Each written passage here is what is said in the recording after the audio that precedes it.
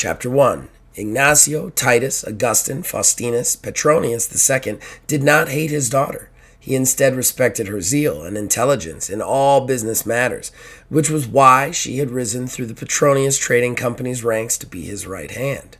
That, nor a lack of faith, kept the aging merchant from retiring and giving her the company.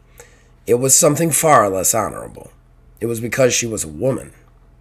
He was sure that there would never be a time when the company did not need her in a high-level position, but because she was the fairer sex and he had a capable son, he felt putting her in the head seat would be a show of weakness.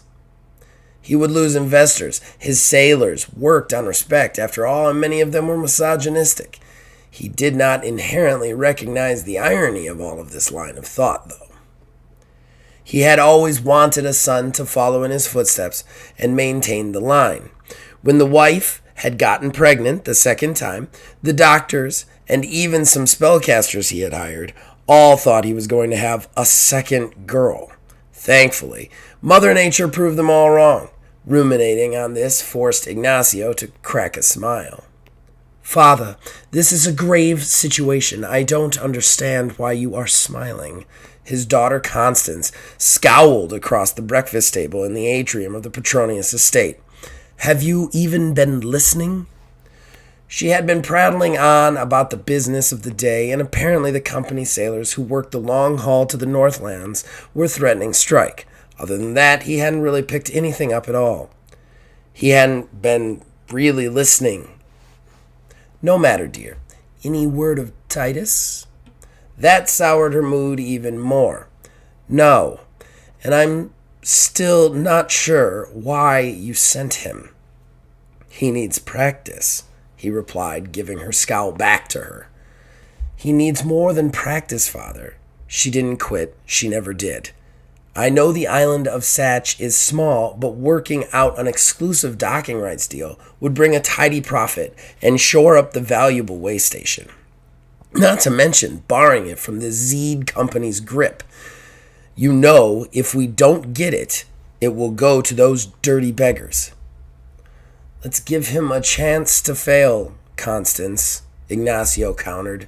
She frowned deeper and muttered, "All he gets are chances to fail." Her hand moved slowly across the bed. Her milky skin reflected the afternoon sun and made Titus grin mischievously as it touched his cheek in the summer heat. He began to roll to her. He was tired, but there were certain things in life you just did not pass up. Titus was nudged to alertness and brought heavily back to his current situation. There was no afternoon sun and no beautiful woman. Instead, he sat at a piece of driftwood someone had decided to put legs on and call a table.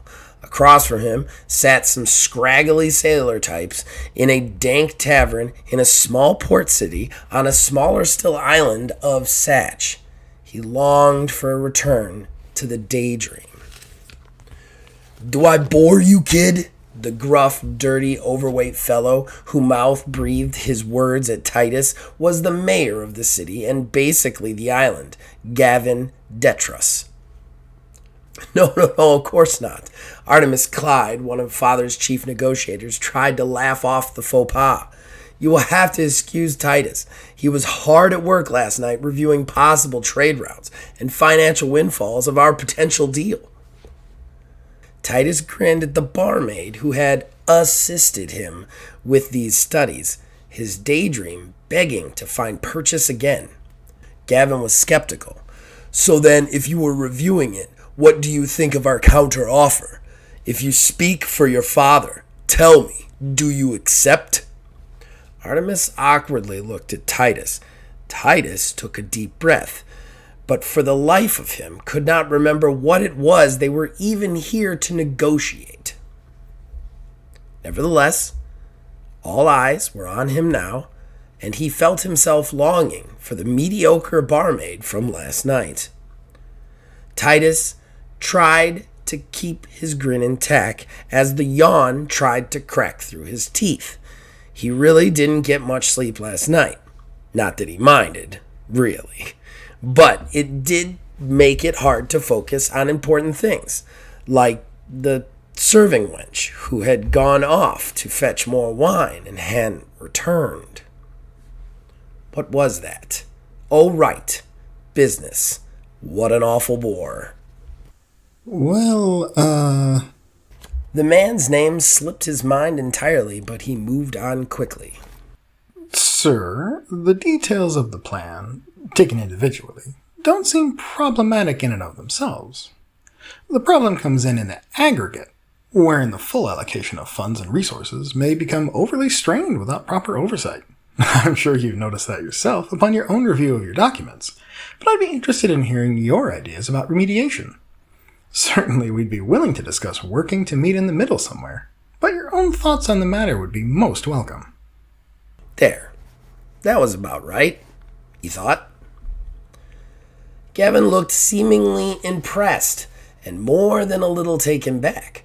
Artemis smiled, looking surprised, which would have irritated Titus if he had cared.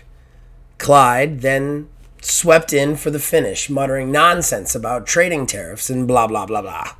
By the end, Gavin, still off guard, agreed to the deal, which almost made Titus unhappy. Dad would be so pleased. Yeesh. Well, here on Satch, there's only one thing to be done when we close a deal. A celebrate!